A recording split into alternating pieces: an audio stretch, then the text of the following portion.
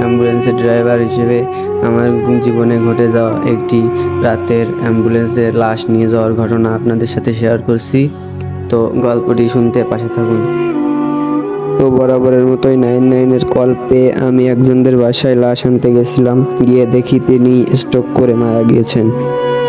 তারপর তো লাশ আনতে যাওয়ার পরে সব দিন আমার অ্যাম্বুলেন্সের লাশ যায়, আগে ধোয়ানো হয়ে যায়, কিন্তু ওই দিন ওই লাশটা ধোয়ানো হয়নি। এই জন্য আমরা বরাবরই লাশ টানি না, কখনো অ্যাম্বুলেন্সে বিনা ধোয়ানো লাশ আমরা টানি না। কেন বিনা ধোয়ানো লাশ টানলে কি কোনো সমস্যা হয় তাহাসিন? আসলে বিনা ধোয়ানো লাশ নিলে একটু রাস্তাঘাটে প্রবলেম হতে পারে, কারণ আমরা কাফন দাফন সেরে তারপরে লাশ উঠাই অ্যাম্বুলেন্সে, এটাই ভালো সবার পক্ষে। ওই বাসায় লাশ ধোয়াতে কি সমস্যা হয়েছিল তোমাদের? লাশ ধোয়াতে দিয়েছিল না,